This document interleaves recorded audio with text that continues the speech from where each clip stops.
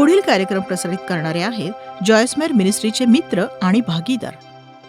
आपण ख्रिस्त केंद्रित असावं, सामर्थ्याने भरलेले असावं. आपण हलक्या वृत्तीचं नसावं, स्वार्थी, स्वकेंद्री किंवा मतलबीही नसावं, नाही का?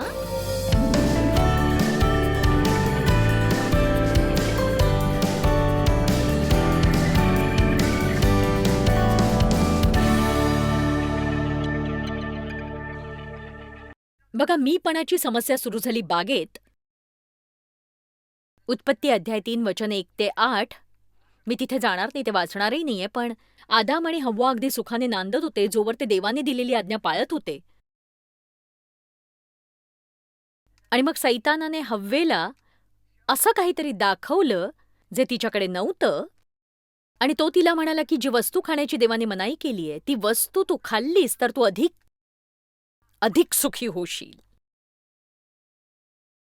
देवाने त्यांना जे दिलं नव्हतं त्याची त्यांनी अपेक्षा केली आणि देवाच्या इच्छेपेक्षा त्यांनी स्वतःची इच्छा मोठी मानली. सैतान म्हणाला, हे फळ चांगले, तुम्ही ज्ञानी व्हाल, तुम्ही देवासारखे बनाल.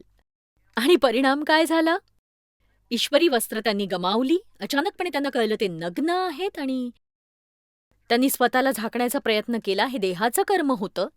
त्यांनी आपल्या जीवनात पहिल्यांदा भीती अनुभवली आणि ते झाडामागे लपले. माझी खात्री आहे की जेव्हा आपल्या जीवनात गुंतागुंत निर्माण होते, आपण योग्य त्या गोष्टी करत नाही, तेव्हा असंच काहीसं घडतं. गैरसमज करून घेऊ नका. कोणीच परिपूर्ण नाही, पण आपल्याला तारणारा आहे. क्षमेबद्दल देवाचे आभार. मला रोज 200 वेळा तरी ती हवीच असते. क्षमेबद्दल मी आभारी आहे, पण मी अशा गोष्टींविषयी बोलते ज्या चुकीच्या असतात आणि त्याच आपण पुढे रेटतो आणि ज्यांना देवाची मान्यता नसते. ज्या ज्या गोष्टींच्या आपण बंधनात आहोत त्यातून सुटण्यासाठी थोडा वेळ लागतोच नक्कीच, नाही का? पण आपल्या हृदयाची स्थिती फार महत्वाची असते की देवा, हे करण्याची माझी इच्छा नाहीये, तुला जे हवंय तेच मला करायचंय, तुझ्या इच्छेप्रमाणे मला वागायचंय. मग तुम्ही वचनाचा अभ्यास करा, योग्य सहभागितेत आणि प्रार्थनेत वाढा. आणि मी सांगते, या सभागृहात किंवा जगात कोणीही व्यक्ती असं म्हणू शकणार नाही की तुम्ही बंधनात आहात आणि तुम्ही 20 वर्ष आज्ञापालन केलं आहे आणि तरीही तुम्ही अजून बंधनातच आहात. क्षमा करा, पण माझा यावर विश्वास नाही. वचनात अशा गोष्टीला आधार नाही. मला विश्वास आहे, बंधनात असताना देवाची आणि माझी ओळख झाली तर केवळ माझा उद्धारच होत नाही, मी केवळ आगीपासून वाचत नाही किंवा नरकापासून वाचत नाही, तर देवाबरोबर जगण्याची ओढ माझ्यात निर्माण होते आणि आपण ख्रिस्ताला आपल्या जीवनात बोलावतो आणि जे जे काही तुला हवंय त्यानुसार नसलेल्या प्रत्येक गोष्टीशी तू व्यवहार कर. चला, आज मी तुम्हाला आवाहन करते, प्रौढ आणि परिपक्व होण्यासाठी देवाला जसे तुम्ही हवे आहात तसे बना. आमेन. मला खात्री आहे की मला योग्य समुदाय मिळालाय. जर तुम्ही गंभीर नसतात, तुम्ही सकाळी सकाळी इथे नसतात. आणि मला ठाऊक आहे आपल्यामध्ये वेगवेगळ्या विचारसरणीचे लोक आहेत. प्रत्येकाची परिपक्वतेची पातळी ही वेगवेगळ्या स्वरूपाची आहे. पण मी तुम्हाला सांगू इच्छिते की देवाजवळ तुमच्यासाठी असं जीवन आहे जे अतुलनीय असं आहे. देव जे तुम्हाला देऊ इच्छितो त्याला तुम्ही मुकता कामा नये. देवाची शांती, आनंद, त्याची धार्मिकता, आशा, त्याचं सामर्थ्य, ज्या चांगल्या गोष्टी त्याला द्यायच्यात त्या सगळ्याच. त्या लोकांपैकी एक असू नका जे आपल्या सगळ्या मर्यादा ओलांडूनही आशा बाळगतात की ते स्वर्गात पाठीमागच्या दाराने प्रवेश मिळवतील. स्वर्गात जाताना मला अंगणवाडीत राहायचं नाहीये.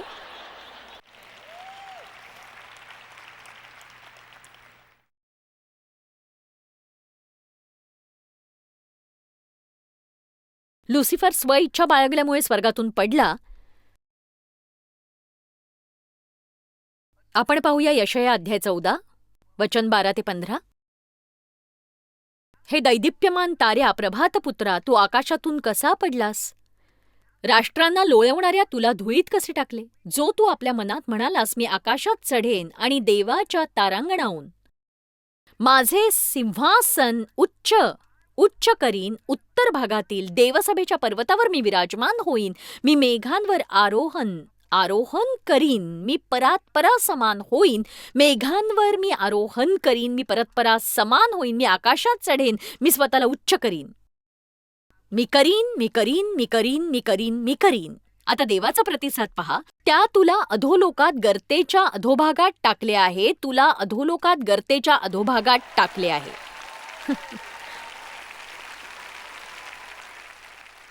आपण हे समजून घ्यायला हवं की आपल्याला आवडो किंवा न आवडो ताबा देवाच्याच हाती आहे. तो जे सांगतो ते आपण करू तर आपण सुखी आणि धन्य होऊ. आपण ते केलं नाही तर खूप गोष्टींना मुकू.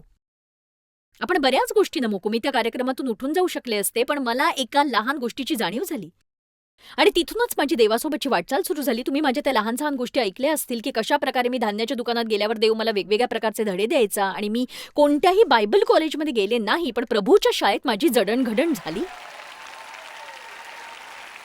आता तुम्ही एक गोष्ट नीट ऐका. देवाबरोबर जवळचं आणि वैयक्तिक नातं निर्माण झालं ना, की तुम्ही धान्याच्या दुकानात असा किंवा लोकांशी बोलत असा किंवा इतर काही करत असा, तुम्हाला देवाकडून सतत कळत राहील की तुम्ही काय करायला हवंय, केवळ त्याच्या नावासाठी. कदाचित लोक याचं कौतुक करणार नाहीत, कारण तुम्हाला मार्गदर्शन करणाऱ्या देवाचा हात त्यांना दिसत नाही. तुम्ही मात्र त्याला खुश करत असता. आणि एक गोष्ट तुम्हाला सांगू, देवासोबत तुम्ही घट्ट नातं तयार करा. तुमच्या जीवनासाठी ते मौल्यवान आहे, कारण तुमच्या जीवनात काही घडत असतं, माझ्याही जीवनात काही घडत असतं. आता बघा, हे हॉटेल रूमचंच उदाहरण. कदाचित इथल्या रूममध्ये तुम्ही राहिला असाल, तर जशी तुमच्या खोलीची कोणी काळजी घ्यावी असं वाटतं, तशीच काळजी तुम्ही त्या रूमची घेता का? घेत असाल? घेताय ना तुम्ही? तुम्ही म्हणाल, हे काय बोलताय?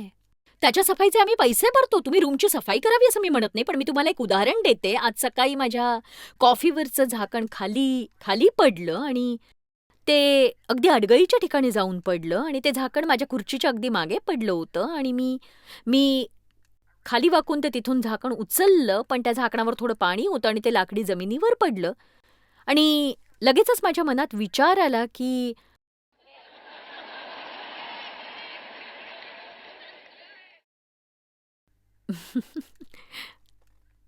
बघा, आपल्या मनात नेहमी दोन विचार एकदम येतात. त्यातला एक एक आवाज देवाचा असतो, दुसरा आपल्या शरीराचा असतो.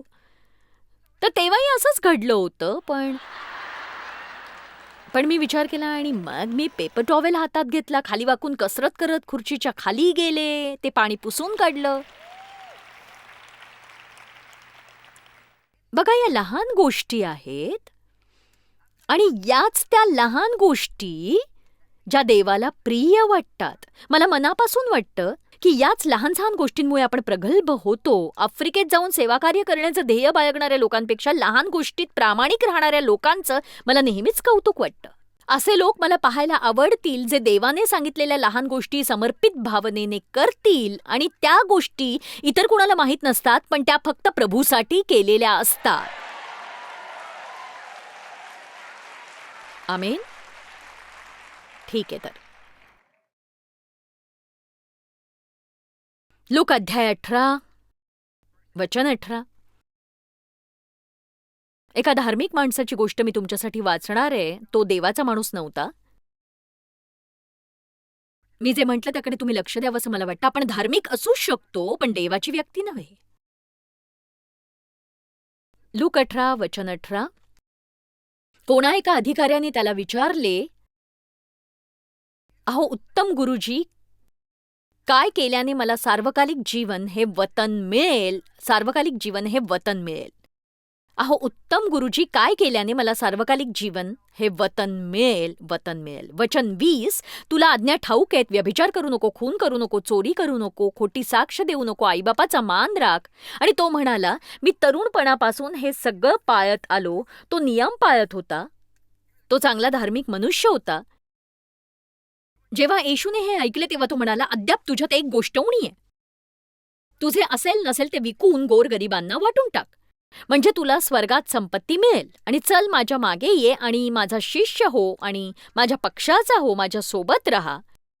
पण जेव्हा त्याने हे ऐकलं तेव्हा तो अतिशय खिन्न झाला, कारण तो फारच श्रीमंत मनुष्य होता. त्याच्याकडे पाहून येशू म्हणाला, ज्यांच्या जवळ धन आहे त्यांचा देवाच्या राज्यात प्रवेश होणे किती कठीण आहे.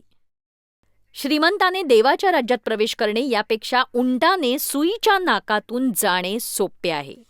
आणि ज्यांनी हे ऐकले ते म्हणाले, तर मग कोणाचे तारण होणे शक्य आहे? येशूने म्हटले, ज्या गोष्टी माणसांना अशक्य आहेत त्या देवाला शक्य आहेत.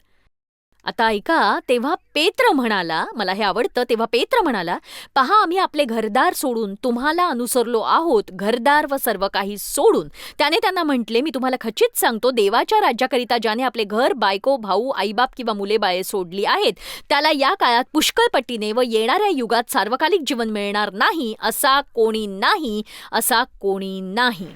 आता बरीचशी वचनं आपण वाचली, पण यातून मी जे काही शिकले ते मी तुम्हाला सांगू इच्छिते. येथील मनुष्य नियम पाळत होता.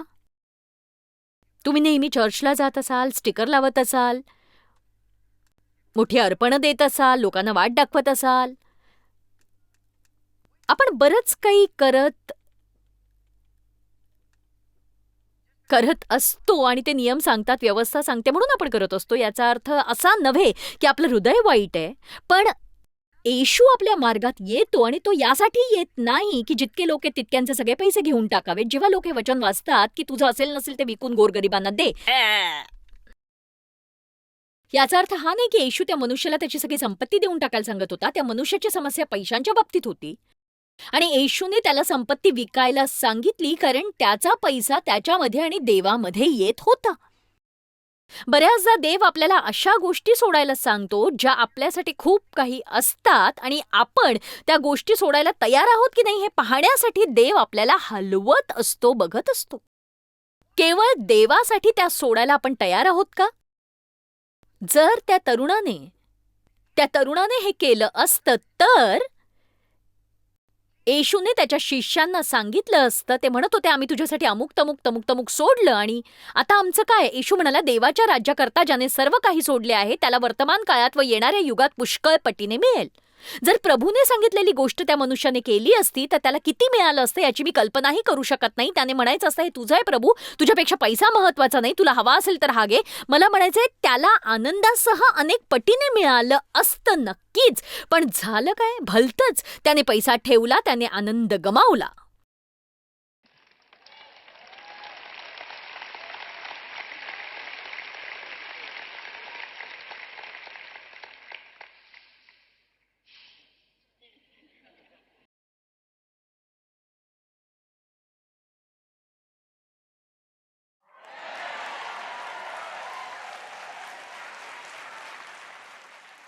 आपल्या देहाला आवडणाऱ्या गोष्टीत आपण गुंतू शकतो.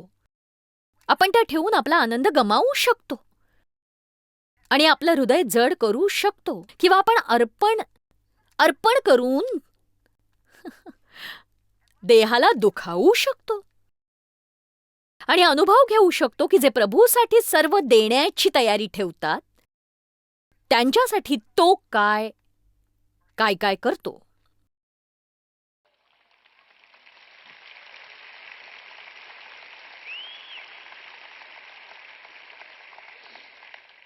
आता लूक अध्याय 10 मध्ये दुसरी एक छान घटना आहे.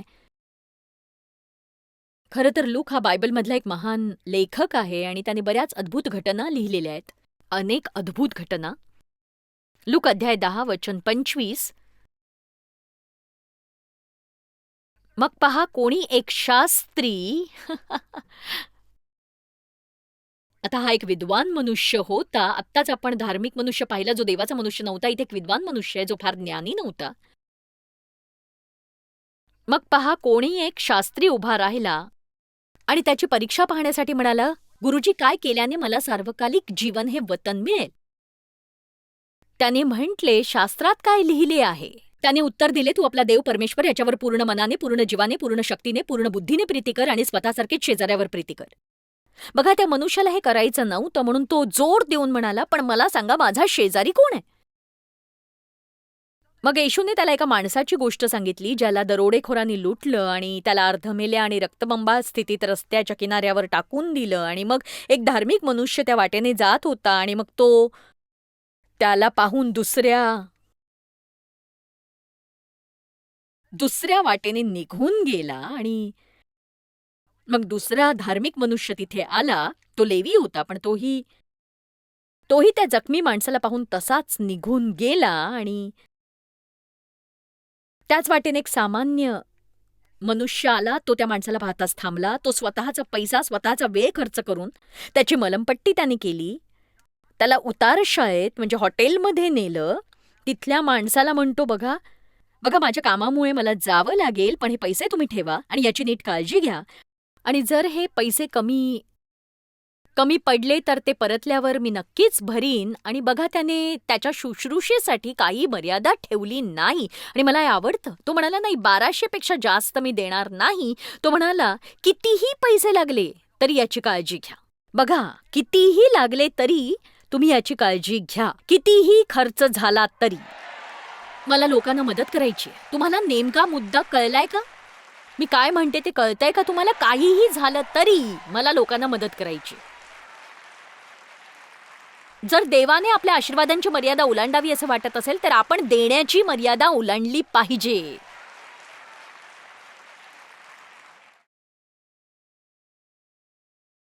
बऱ्याचदा असं होतं की अशा प्रकारच्या गोष्टीसाठी लोक येतात आणि गुरुवारी रात्रीच्या मदतीनंतर प्रत्येक जण असा विचार करायला लागतो की आता मला पुन्हा देण्याची गरज नाही.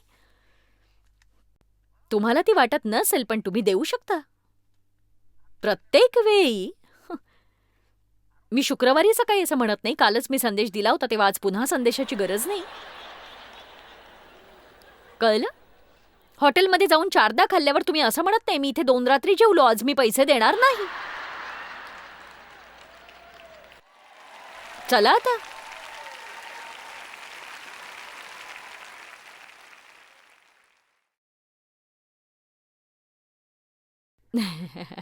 धन्यवाद. मी एक निर्णय घेऊन टाकलाय की वेगळ्या मार्गाने चालायचं. मला या घटनेचा अभिमान वाटतो, ती चांगली आहे. प्रभू येशूने गोष्टी सांगितल्या 2 धार्मिक मनुष्यांच्या, एका धार्मिक मनुष्याची आणि मी तुम्हाला गोष्ट सांगणारे चर्चला जाणाऱ्या 3 लोकांची. त्यांच्यासमोर एक गरज आली आणि त्यांनी ती कशी भागवली. चर्चला जाणारे 3 लोक बायबल वाचायचे आणि गाणी गायचे. त्यांना एक स्त्री माहीत होती. तिच्या पतीने तिला 4 मुलांचं वाऱ्यावर सोडून दिलं होतं आणि त्याने दुसरी तरुणी शोधली होती. त्याने सोडलं, तो निघून गेला. आपल्या कुटुंबासाठी करता करता ती पार थकून जायची. ती आई आणि वडील या दोन्ही भूमिका निभवायची. ती अगदी एकटी आणि निराश झाली होती. एका ख्रिस्ती स्त्रीने त्या स्त्रीचा त्रास पाहून म्हटलं की मी तिच्यासाठी प्रार्थना करीन. आणि हा एक चांगला आणि धार्मिक प्रतिसाद होता. दुसरी ख्रिस्ती स्त्री म्हणाली की तिने काय जादू केली ठाऊक नाही, पण तिचा नवरा दुसऱ्या बाईला घेऊन पळाला. काहीतरी भानगड दिसतेय. बघा, दुसऱ्या गटातल्या सगळ्या धार्मिक स्त्रिया आपलं मत व्यक्त करतानाही तिची मदत करत नव्हत्या. तिसऱ्या ख्रिस्ती स्त्रीने ही परिस्थिती पाहिली, काय करावं यासाठी प्रार्थना केली आणि प्रभूने तिला त्या स्त्रीच्या घराचं भाडं भरण्याचं ओझं दिलं. नवीन कपडे घेण्यासाठी साठवलेले पैसे तिने त्या गरजू स्त्रीला देण्याचा निर्णय घेतला आणि तिने ते दिले सुद्धा.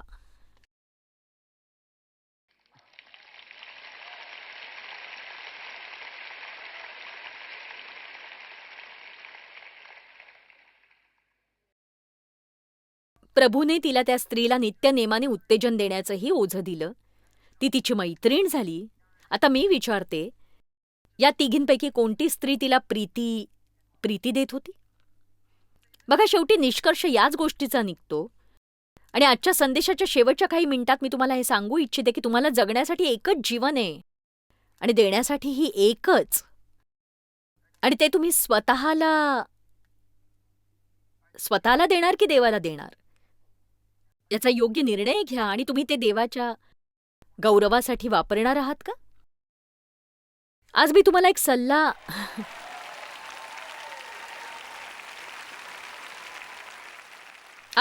सल्ला देऊ इच्छिते. तुमच्यापैकी कदाचित बऱ्याच जणांनी द बकेट लिस्ट हा सिनेमा पाहिला असेल. तशीच ही गोष्ट आहे, नाही का? लोक मला नेहमी विचारतात, तुमच्याकडे बकेट लिस्ट आहे का? मी म्हणते हो, पण ती रिकामी आहे. एक सांगू, खरं तर बऱ्याचदा मी कामामुळे इतकी दमून जाते ना की आणखी काही करायचं अजिबात सुचतच नाही मला. खरंच नाही.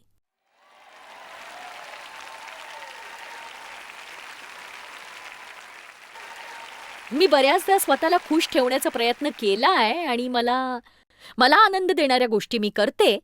देव आपली चांगली काळजी घेत असतो. पण मी निर्णय घेतलेला आहे की मी माझं जीवन संस्मरणीय करणार.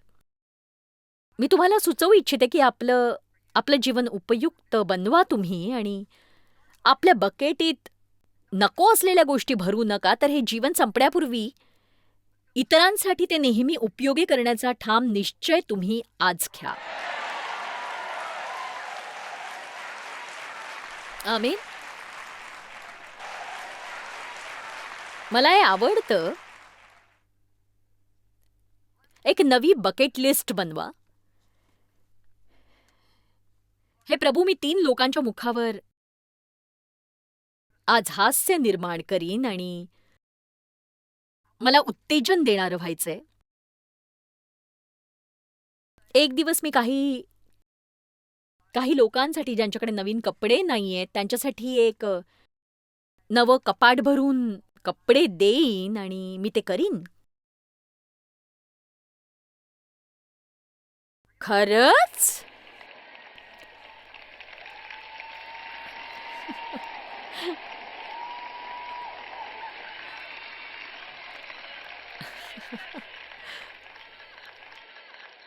बघा, याला वेळ लागेल तोवर आपण आपला संदेश पूर्ण केलेला बरा, नाही का?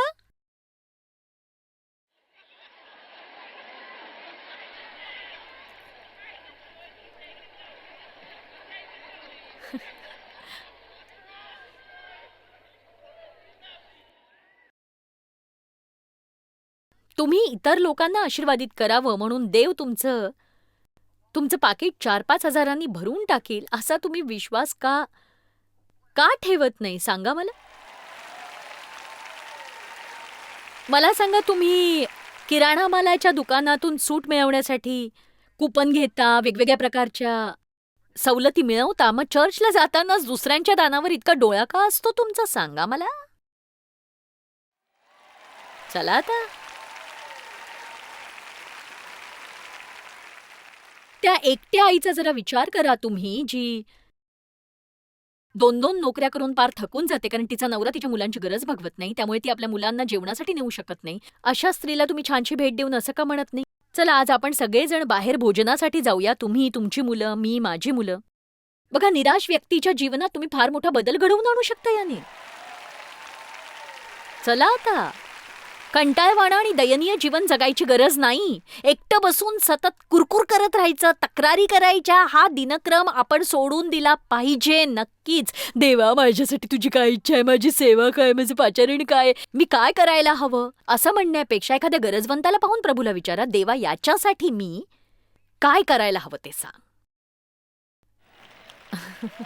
असं म्हणू नका की तूच कर, तर असं म्हणा की एखाद्याच्या जीवनात बदल घडवून आणण्यासाठी नेमकं मी काय करू शकते. मी सत्य सांगते.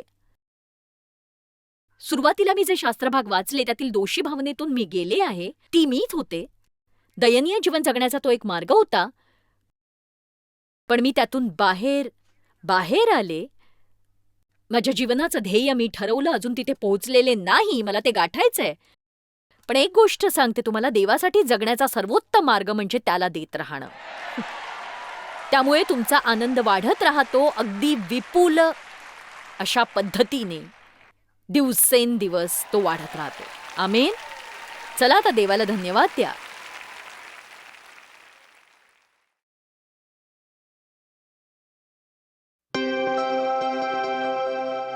मी आशा करते आणि प्रार्थना करते की तुम्हाला असं वाटेल की मी तुमच्या आध्यात्मिक आयुष्याची भागीदार आहे. मी तुम्हाला मदत करतेय, सहकार्य करतेय, अशी व्यक्ती बनण्यासाठी जी देवाला वाटतं की तुम्ही बनायला हवं. दररोज आम्ही तुम्हाला देवाचं वचन शिकवू पाहतोय आणि मला आनंद आहे की मी ते करते. आणि मला आशा आहे की तुम्हाला सुद्धा आवडेल की आमच्याबरोबर तुम्ही भागीदार होऊ इच्छित असाल. फक्त आम्ही तुमच्यापर्यंत पोहोचावं म्हणूनच नव्हे, तर इतरही अनेक लोकांपर्यंत आम्ही पोहोचावं म्हणून. आणि मला खात्री आहे, जर आपण एकमेकांचे भागीदार बनलो तर आपण आपल्या कल्पनेपेक्षाही अधिक काही करू शकू. तर मग नेमकं तुम्ही काय करायचंय आमच्याबरोबर? आमच्या वाट्याचं काय आहे, तर आम्ही तुम्हाला वचन शिकवतोय, आम्ही तुम्हाला शिकवण देतोय. पण मग तुम्ही आमच्याबरोबर नेमकं काय करायचंय? मला असं वाटतं की तुम्ही आमच्या सेवा कार्याचे भागीदार नक्कीच होऊ शकता. आम्ही त्याच्यासाठी प्रार्थना करू. आणि जर तुम्हालाही वाटत असेल की देव तुम्हाला तसं मार्गदर्शन करतोय, तर तुम्हीही आमच्यासाठी प्रार्थना करा, आमच्याविषयी चांगलं बोला. आणि आशा आहे की आम्ही तुमच्या एरियात येऊन तुमच्यासाठी सभा घेऊ शकू. आमचा कार्यक्रम बघत राहा, त्याला तुमच्या आयुष्याचा एक भाग बनवा आणि आमच्याबरोबर आर्थिक सहभागिता राखा. मी खात्री देते की मी तुमच्याशी बांधील आहे आणि मी तुमच्याकडूनही अपेक्षा करते माझ्याशी बांधील राहण्याची. योग्य ती गोष्ट केवळ एकदाच करण्याविषयी हे नाहीये, तर योग्य ते वारंवार करत राहण्याविषयी हे आहे. तुम्ही आमचे मासिक भागीदार होऊ शकता. तुम्हाला जी गुंतवणूक योग्य वाटते तेवढी तुम्ही करू शकता. तुमची एक छोटीशी गुंतवणूक सुद्धा आमच्यासाठी खूप मोठा फरक घडवून आणेल. हे नेहमीच योग्य नसतं की सतत घेत राहायचं आणि द्यायचं कधीच नाही. आणि म्हणून मी तुम्हाला आमंत्रित करते आमच्याबरोबर भागीदार होण्यासाठी. आम्हाला मदत करा, आमच्याबरोबर राहा. आम्हाला बरं वाटेल. दुखावलेल्या लोकांना आपण बरं करूया. जे भुकेले त्यांना अन्न देऊया. लोकांना वचन सांगूया, जेणेकरून आपल्याला जे माहितीये ते त्यांनाही कळू शकेल. आमच्याशी संपर्क साधा jmmindia.org वर. आमच्या वेबसाईटवर तुम्हाला भागीदारीविषयीची सगळी माहिती मिळेल. देवाची स्तुती असो. कार्यक्रम असाच बघत राहा.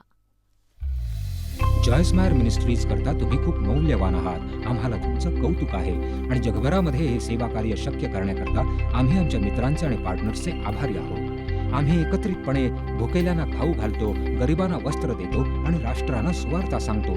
तुमच्या प्रार्थनेच्या विनंती करता आमच्याविषयी आणखी माहिती मिळवा. जॉयसच्या कॉन्फरन्सच्या तारखा पहा आणि ख्रिस्ताची प्रीती जगभरामध्ये पसरवण्याकरता आमचे सहभागी व्हा.